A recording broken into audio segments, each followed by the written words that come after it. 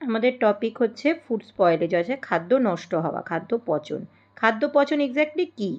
খাদ্য পচন হলো যে যখন যে কোনোভাবেই হোক, যে কোনো প্রক্রিয়াতে, সেটা রাসায়নিক হোক, ভৌত হোক, জৈবিক কারণ হোক, যে কোনো কারণে খাদ্যের যেটা বৈশিষ্ট্য, মানে খাদ্যের বর্ণ, গন্ধ, স্বাদ বা খাদ্যের অ্যাকসেপ্টেবিলিটি বা পুষ্টিমূল্য কোনোটা যদি নষ্ট হয়, খারাপ হয়, তখন এবং সেটা অবশ্যই স্বাস্থ্যের ক্ষতি করে বা মানে আনঅ্যাকসেপ্টেবল করে তোলে, তখন সেই খাদ্যের অবস্থাটাকে আমরা বলি খাদ্যের পচন। সেটা খাদ্য তৈরি করা প্রক্রিয়াগতভাবে, মানে খাদ্য যখন মানে ধরো কোনো ফল পাকছে তখন পচে যেতে পারে, বা যখন খাবার স্টোর করছি তখন হতে পারে, কি রান্না করছি, যখনই হোক, অর্থাৎ খাদ্যের গুণগত মান যখন নষ্ট হচ্ছে, সেটা আর খাওয়া যাবে না, তখন আমরা তাকে খাদ্য পচন বলি বা ফুড স্পয়েলেজ, এবং এটা অবশ্যই স্বাস্থ্যের পক্ষে ক্ষতিকর। এবার আমরা দেখব খাদ্য নষ্ট হওয়ার কারণ।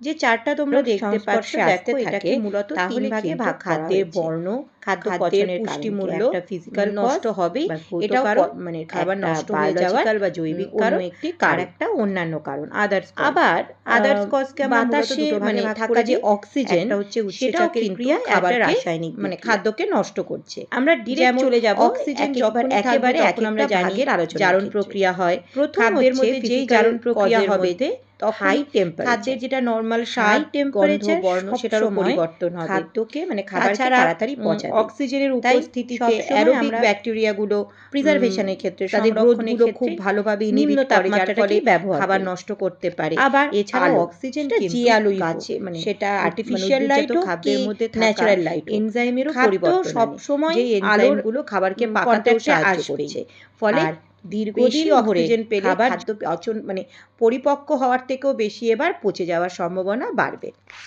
আরও একটি কারণ, যে কোনো সবজি, ফল এগুলোর ক্ষেত্রে এদের যে বাইরের ওভার মানে কাভারিংটা আছে, আউটার কাভারিংটা আছে, সেইটা কিন্তু যদি কোনো কারণে নষ্ট হয়ে যায়, সেটা খাবার কিন্তু মানে সেটা কিন্তু খাবারকে নষ্ট করে দেবে। কেন? এর যে বাইরের কোটিংটা, সেটা প্রোটেক্টরের কাজ করে।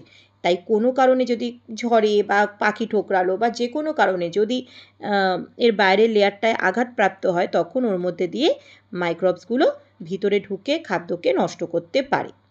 এছাড়াও একটা উদ্ভিদ, প্রাণীজাত বা যে কোনো খাদ্য যখন কী বলবো, চালান করা হয়, রপ্তানি বা আমদানি করা হয় বা বাজারে পাঠানো হয়, তখন যদি প্রপার প্যাকেজিং প্রসিডিওর ফলো করা না হয়, তখনও কিন্তু খাদ্য নষ্ট হতে পারে। তাই কিন্তু যে কোনো ফ্যাক্টরিতে, ফুড ফ্যাক্টরিতে হাইজিনিক ফুড প্যাকেজিংকে খুব গুরুত্ব দেওয়া হয়। এছাড়াও সময়, একটা ফল, ধরো একটা আম, কাঁচা আম রয়েছে, পাকছে, আমি ভাবছি কদিনে, 15 দিনে পাকবে, 15 দিন দেখার পর মনে হচ্ছে আর একটু পাকুক, আমি আরও 5 দিন রাখলাম, আরও 1 সপ্তাহ রাখলাম, দীর্ঘ সময় রাখলে কিন্তু জিনিসটা মানে কালের নিয়মেই নষ্ট হয়ে যাবে। আর একটা যেটা হিউমিডিটি, ড্রাইনেস, যে কোনো ক্ষেত্রে যখন বাতাসে জলের পরিমাণ কমে যায়, তখন কিন্তু প্রকৃতি থেকে পাওয়া খাদ্যগুলো, সেটা সবজি, ফল যেটাই হোক, তার কিন্তু স্বাদ, গন্ধ, তার বাইরের মানে তার যে স্ট্রাকচারটা, সেটার কিন্তু গণ্ডগোল হয়, মানে সেটা ঠিকঠাক থাকে না। আবার যদি বেশি দিন ধরে খাদ্যকে, কিন্তু আবার মানে যেটা আমরা বলি যে খাবারকে আমরা কিন্তু রাখার জন্য খাবারকে শুকনো করেই রাখি। দেখবে যে দুধের ক্ষেত্রে, দুধ যদি অনেক দিন রাখতে হয়, মানে অনেকটা দুধ, ফ্যাক্টরি কিন্তু কী করে, গুঁড়ো পাউডার, দুধের গুঁড়ো তৈরি করে ফেলে, ফলে সেটা অনেক দিন থাকে। কিন্তু আবার এটাও ঠিক যে একদম যদি ডিহাইড্রেটেড করে দিই, খাবারের কিন্তু স্বাদ, গন্ধ নষ্ট হয়, এটাও কিন্তু খাদ্যের জন্য ঠিক নয়। এছাড়াও মানে ডিহাইড্রেশন কিন্তু ফ্রিজিং বার্ন ঘটায়, যেটাতেও কিন্তু খাদ্যের পুষ্টিমূল্য নষ্ট হয়। এইগুলো গেল হচ্ছে খাদ্য নষ্ট হওয়ার জন্য যে কোনো ফিজিক্যাল কজেস। এবার আমরা যাব বায়োলজিক্যাল, অর্থাৎ জৈবিক কারণ যার জন্য খাদ্য নষ্ট হয়। এটাকে আমরা দুভাগে ভাগ করতে পারি, একটা কীটপতঙ্গ, পাখির আক্রমণ, আর একটা হচ্ছে মাইক্রোবস অফ দ্য অণুজীবীদের কন্টামিনেশন, ওদের দ্বারা সংক্রমণ। তা কীটপতঙ্গ, পাখির আক্রমণ, এটা কি, আগে আমি চাই পাখি, অবশ্যই ফল সবজি খেতে থাকলে মানে ফিল্ডে থাকলে সেখানে কিন্তু পাখি আক্রমণ করবেই, মানে এটা একটা খুব স্বাভাবিক ব্যাপার। পোকামাকড়ও আক্রমণ করতে পারে, তাতে নষ্ট হয়ে যেতে পারে। কিন্তু অনেক ক্ষেত্রে কিন্তু ঘরের স্টোরের সময় ঘরে আমরা রেখে দিলে দীর্ঘদিন ব্যবহার না হলে তখনও কিন্তু ওই স্টোরিং টাইমেও কিন্তু বিভিন্ন ধরনের কীট পতঙ্গ খাদ্যগুলোকে, বিশেষত দানা শস্য, মশলা, ডাল এগুলোর ওপর বাসা বাঁধে।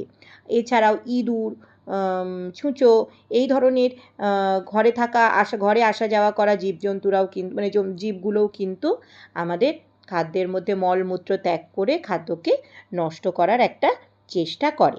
এটা হচ্ছে কীটপতঙ্গ পাখির দ্বারা খাদ্যর আক্রমণ, মানে খাদ্য নষ্ট। এবার দেখব যে সমস্ত মাইক্রোবস রয়েছে, ব্যাকটেরিয়া, ফাঙ্গাস, এগুলোও কিন্তু খাবারকে নষ্ট করে। জেনারেলি যে কোনো এককোষী ব্যাকটেরিয়া 0 থেকে 80 ডিগ্রি সেন্টিগ্রেড তাপমাত্রায় বেঁচে থাকতে পারে এবং বিভিন্ন তাপের রেঞ্জে আমরা পড়েছিলাম মাইক্রোফিলিক, থার্মোফিলিক, সাইকোফিলিক, মেসোফিলিক ব্যাকটেরিয়া। তাই জন্য ওরা 0 থেকে 80 সমস্ত লেভেলেই ব্যাকটেরিয়া থাকে খাবারকে নষ্ট করার জন্য। তা খাদ্যকে নষ্ট করার জন্য কিছু ব্যাকটেরিয়া যেগুলো দায়ী সেগুলো হলো staphylococcus species, bacillus serous, streptococcus aureus, Clostridium botulinum, এই ধরনের মাইক্রোবসগুলো কিন্তু খাবারকে নষ্ট করে। এর ফলে মানে এই সমস্ত ব্যাকটেরিয়া দেহ থেকে এক ধরনের টক্সিন বা অধিবিষ খাদ্যের মধ্যে মেশে, যেইটা মানবদেহে মানে আমাদের শরীরে গিয়ে গ্যাস্ট্রোএন্টারাইটিস অর্থাৎ আমাদের হজম সংক্রান্ত বিভিন্ন গণ্ডগোল করে, যার ফলে স্বাস্থ্য ক্ষতি হয়। এছাড়াও বহু ফাঙ্গাস আছে, তারাও কিন্তু খাদ্যের মধ্যে মিশে খাদ্যে টক্সিন মানে মিশায়, যার ফলে আমাদের স্বাস্থ্যহানি ঘটতে পারে।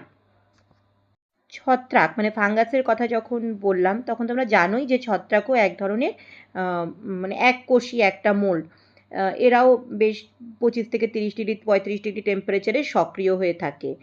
এরকম কিছু ছত্রাক যারা খাদ্য নষ্টের জন্য দায়ী বা খাদ্য পচনের জন্য যে দায়ী তাদের মধ্যে Penicillium species, Aspergillus species, Rhizopus species কিন্তু উল্লেখযোগ্য। জেনারেলি ফাঙ্গাস থেকে যে টক্সিনটা বের হয় সেটাকে আমরা বলি মাইকোটক্সিন। যেমন অ্যাসপারজিলাস স্পিসিস এই ছত্রাকের থেকে যে টক্সিনটা বের হয় তার নাম আফলাটক্সিন। এটা কিন্তু ভীষণভাবে ক্ষতিকারক। এবার দেখব মানে একদম শেষের, এগুলো তোমরা জানো, সেটা হচ্ছে মানে খাদ্য নষ্ট হওয়ার অন্যান্য কারণের মধ্যে অন্যতম হচ্ছে উৎসেচক দ্বারা সেলফ ডিকম্পোজিশন। অর্থাৎ একটা ফল বা সবজি তার একটা শেলফ লাইফ থাকে। ধরো একটা উচ্ছে বা করলা, সে ছোটোর থেকে আস্তে আস্তে বড় হলো, একটা সময়ের পর আমি পেরে নিলাম, আমি খাবো। কিন্তু এই যে ছোটো থেকে যখন বড় হচ্ছে, ওর যে সাইজ ছিল তার থেকে যে সাইজ বাড়ছে সেটা হচ্ছে উৎসেচকের জন্য বৃদ্ধি ঘটছে। আমি যদি ওটাকে না তুলে রেখে দিই বা তুলে আমি না খেয়ে বাড়ির ঝুড়িতে রেখে দিই, একটা সময় ওর ভিতর থাকা উৎসেচকগুলো কিন্তু ওকে পুরোটাই পাকিয়ে ফেলবে এবং এই রাইপেন বা পরিপক্ক হতে হতে ওটা একটা সময় এনজাইম এমনভাবেই কাজ করবে যে ও তখন নষ্টের দিকে মানে পৌঁছে যাবে। এটাকে বলা হয় সেলফ ডিকে। আর একটা যেটা কারণ সেটা হচ্ছে রাসায়নিক বিক্রিয়া দ্বারা পচন। অর্থাৎ খাবারের গুণমান যদি কোনো রাসায়নিক কারণে নষ্ট হয় বা তার পুষ্টিমূল্য হ্রাস পায় বা তার অ্যাকসেপ্টেবিলিটি মানে গ্রহণযোগ্যতা দুটোই কমে যায়, সেই ক্ষেত্রে কিন্তু খাবার নষ্ট হতে পারে। যেমন খাদ্যে থাকা ফ্যাট অতিরিক্ত জারিত হলে ওর মধ্যে র্যান্সিডিটি ঘটে। আমরা 11-এ পড়েছিলাম, যেটা একটা খাদ্যের মানে একটা তেল কাষ্টা গন্ধ আমরা যাকে বলি, সেটা তখন আমাদেরকে ওই তেলটা বা ওই খাবারটাকে ফেলে দিতে হয়। তোমাদের একটা উদাহরণ দিই, ধরো নিমকি, একটা সময় নিমকি বা চানাচুর বাড়িতে রেখে দিয়েছো, কোনো কারণে খাওনি অনেক দিন, খোলা অবস্থায় মানে কৌটোয় রয়েছে, দেখবে ওর মধ্যে দিয়ে মা বলেন একটা তেল ছিটে গন্ধ বেরোচ্ছে, আমরা তখন ওটা খেতে পারি না, ফেলে দিই। এইটাও কিন্তু খাদ্য পচন। আর একটা যেটা হয় ঠিকঠাক প্রসেসে এবং মানে কি বলবো একদমই বৈজ্ঞানিক পদ্ধতিতে নয় বা মানে ঠিকঠাক প্রসেস নয়, অনুপযুক্ত পদ্ধতিতে যদি ডিম রাখা হয়, ডিমের মধ্যে হাইড্রোজেন সালফাইড উৎপন্ন হয় যা ডিমকে নষ্ট করে দেয়। হচ্ছে খাদ্য পচনের বিভিন্ন কারণ। এটা ভীষণ সোজা, তোমরা পারবে। আমি কটা হোমওয়ার্ক দিচ্ছি এইটা একটু তোমরা খাতায় করবে এবং পরের দিন ক্লাসে আমি যখন কোয়েশ্চেন অ্যান্সার করাবো এমসিকিউ তখন ওটা আমাদের কাজে লাগবে।